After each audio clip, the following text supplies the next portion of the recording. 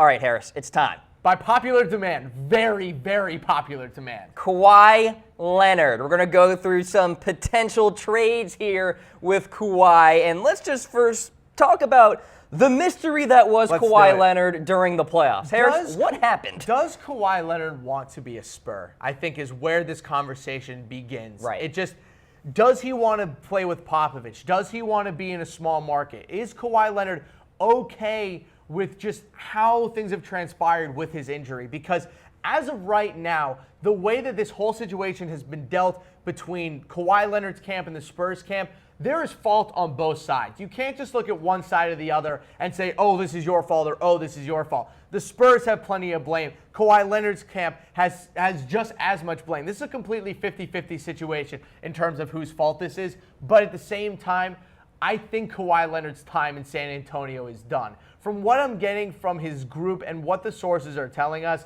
it seems like his group wants him to play in a bigger market and wants to get him away, for whatever stupid reason, want to get him away from Greg Popovich. For whatever reason that could be, I'm not sure. I think that's a stupid thing to ever want from an NBA player, but they want him in a big market. They want him away from the constriction of Greg Popovich. So we have a couple trade options for you. Yeah, so let's do it. Let's take a look at the Los Angeles Lakers as destination perhaps number one here. And you got the two max slots. That's certainly tempting.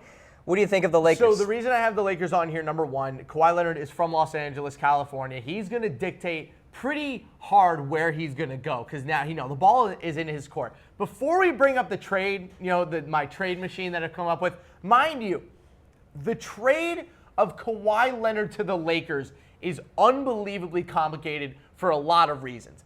Greg Popovich wants Kawhi Leonard out of the Western Conference. So if the Lakers want him, they're going to have to give up the farm. Treasure chest. Exactly.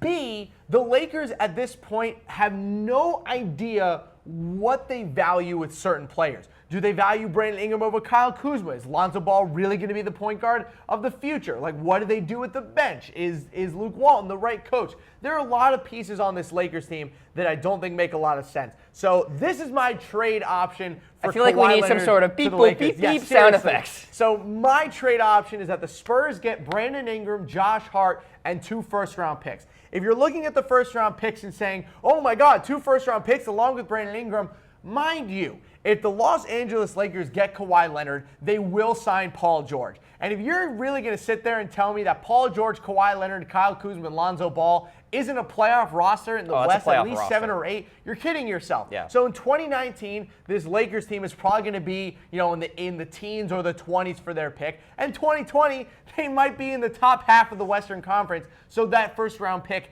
is even less valuable. So 2 first-round picks along with Brandon Ingram. I chose Brandon Ingram over Kyle Kuzma. I think they like what Kyle Kuzma brings, not so much on the court. Off the court, I think they like his leadership and his ability to kind of rally around the guys around him. He's an older player. He's 22 years old, especially for a rookie. Brandon Ingram is still 20, and Kawhi Leonard and Brandon Ingram play the same position. So if you're the Lakers and you're looking for one of your young pieces to trade, I think Ingram's the guy. Now, again, I do not think they are going to trade him inside of the Western Conference, but the Lakers are probably the team that they will trade him to if they have to. Boy, I like that lineup, Harris. I love that lineup. That we just showed. This is a good defensive lineup, which I like. Lonzo Ball, I think, will end up being a better defensive player than people give him credit for. There's still time. And you put Paul George next to Kawhi Leonard. Those are 2 of the best wing defenders in all of basketball. Paul George, his defense took a huge step back this year once Andre Roberson went down with the Thunder. Now they have Kawhi Leonard, so you have that kind of guy next to him to make him be a little bit more free-flowing off the ball and tracking players' movements. He'll be back on course with his defense. All right, so that's the deal with the Lakers. Let's take a look at another team that could perhaps bring in Kawhi Leonard, the Cleveland Cavaliers. So I think we have to start things off with LeBron, right? Yeah, it does start with LeBron. And I think that the Cavs are going to make this move in order to keep LeBron James. And as usual, they are going to play for the current. Now, again, when you are looking at this trade option, now it's changed because now they're changing it, trading him to an Eastern Conference playoff team. I also had a little bit of a difficulty really determining what is Kawhi Leonard's trade value after all this. How much are you willing to give up for a guy that had so many problems with Greg Popovich. And if you're the Spurs, how much can you really demand for a guy that the entire NBA knows wants to leave? So the Cavs, I went a little bit more conservative with what they offered. So I have 2 first-round picks, they're 2018 and 2019 first. Mind you, I should have made a note of this on the graphic. That 2018 first is the Brooklyn pick. So obviously a top 10 pick along with Jordan Clarkson, and that Tristan Thompson contract the Cavs are going to want to get rid of. He'd be a great player with the Spurs. They have to attach another first-round pick in order for the Spurs to take his contract. So 2 first-round picks, Tristan Thompson along with Jordan Clarkson. I'm looking at this now, and I still think it's a little bit light. I think that the Spurs would still ask for more. However, Kawhi Leonard's trade value is at an all-time low because he wants to leave. And you can, so it's supply and demand, you're exactly. saying. And remember, the Cavs also don't have a lot to trade. They're not going to trade Kevin Love. What would be the point of trading Kevin Love to get to Kawhi Leonard? They can't trade J.R. Smith. There's no way that the Spurs take his contract. George Hill is going to get paid $19 million a year next year. As much as Popovich loves the Spurs, I can't see them making that kind of move. Yep. So you give up a couple young options. You give up the first-round pick. Maybe the Spurs use that first-round pick to get the next Kawhi Leonard. But the Cavs, it's a tough trade to make, but they're going to do whatever they can to give LeBron that next option. All right, so we got the Cavs there as a potential destination for Kawhi Leonard. Let's get to the next team on our list. And going from one foe in the Eastern Conference Finals on over to another here. Actually, we're going to go to the New York Knicks. In fact, I thought we were going to go to the Celtics, but we'll get to those Celtics. Let's go to the Knicks here. Porzingis is there.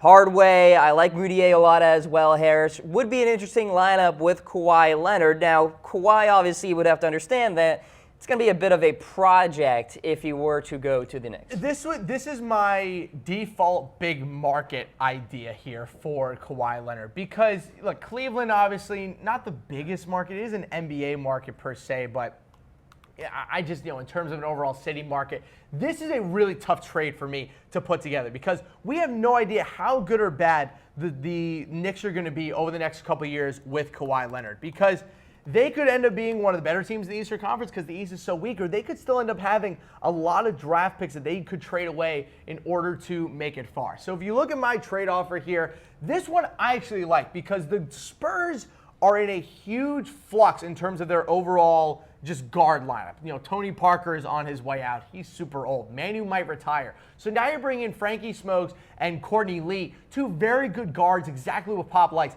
They play good defense, and they have offensive upside. Just what Greg Popovich likes in his overall stars. And then you look at those 2 first-round picks. That 2018 first, top 10 pick. That 2020 first also might be a top 10 pick, but it might be a little bit later because the Knicks will continue to improve. But again, another trade that's really difficult for me to plot out because if you're the Spurs and you're going to the Knicks saying, what can we get for Kawhi Leonard, what are the Knicks offering exactly besides picks and a young player? And do they want to offer picks? Exactly. I see 3 first-round picks that the Knicks are offering the Spurs for Kawhi Leonard. I know you might think, Frankie Smokes isn't, Donovan Mitchell. He had a really good season. He was one of the best defensive players in the entire NBA last year. Frankie Smokes is a really good defensive player. So you give up your first-round pick last year, you give up your first-round pick this year, and you give up your first-round pick in a couple years, plus a really good rotational guard in Courtney Lee.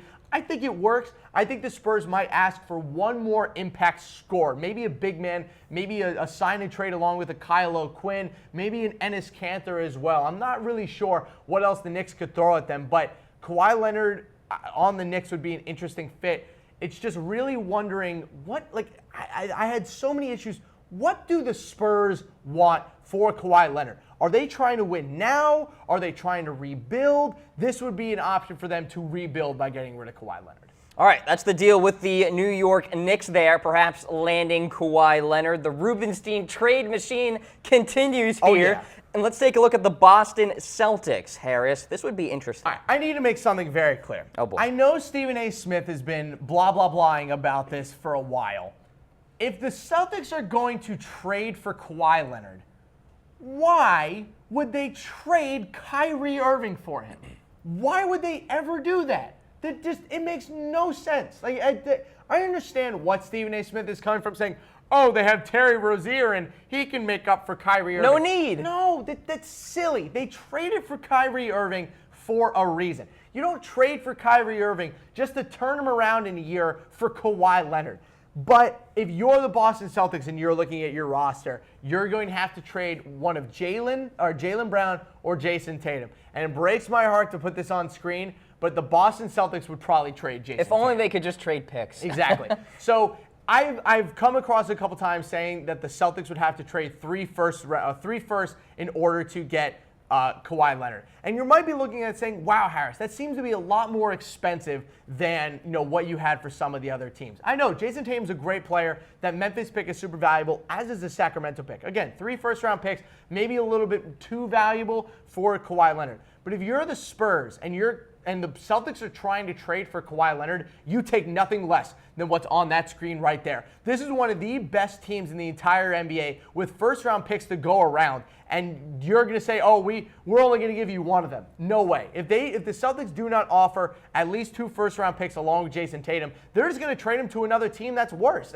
It's not about getting the best trade package. It's about understanding what assets teams have to move and how you can get the most out of those assets. And if you're the Spurs, you hang up the phone if they don't offer you Jason Tatum or Jaylen Brown. And again, you hang up the phone if they don't offer you 2 first-round picks along with it. I think for the most part, it's an interesting trade for the Celtics. And you look at that lineup. I mean, that's a finals-winning lineup. Kyrie Irving, Jaylen Brown, Kawhi Leonard, Gordon Hayward, and Al Horford.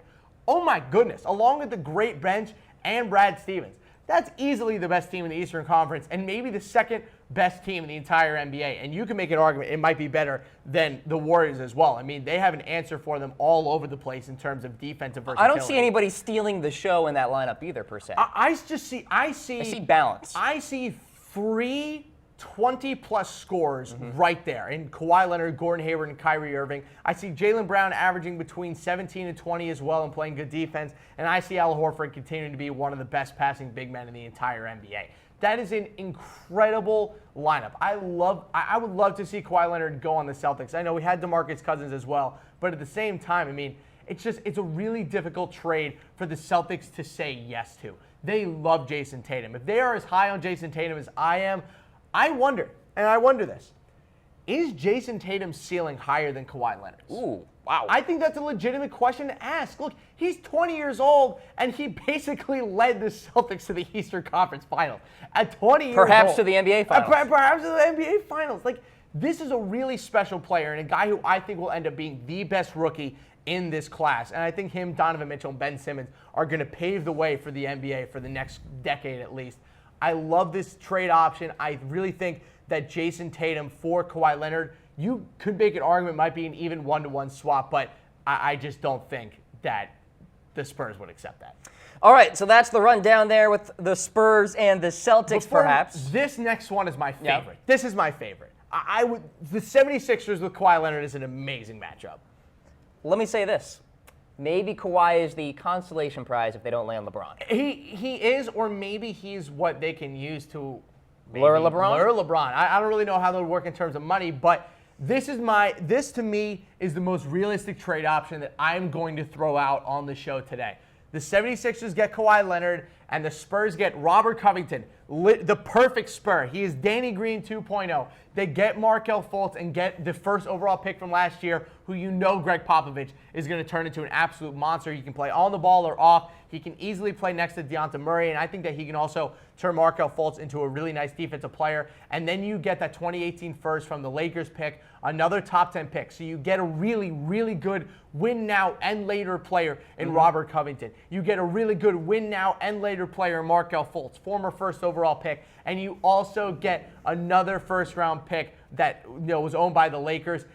I actually think this is a really even trade for the Spurs. But one other player I think that they could ask for is Dario Saric. I think if you're the Spurs and you're like, do we want another player instead of a pick? You could see 3 players like Robert Covington, Markelle Fultz, and Dario Saric matched up with 2 second-round picks or 3 second-round picks instead of that first-round pick in order to get Kawhi Leonard. But I don't have them giving up Sarge originally. I think it's a little bit expensive to expect the 76ers to give up Fultz and Covington and Sarge and a first-round pick. So I have it right now, just Covington and Fultz and that first. I think it's a really fair deal for both sides. The Spurs get a really good young core to build around. The 76ers get to take the process to the next level with Kawhi Leonard.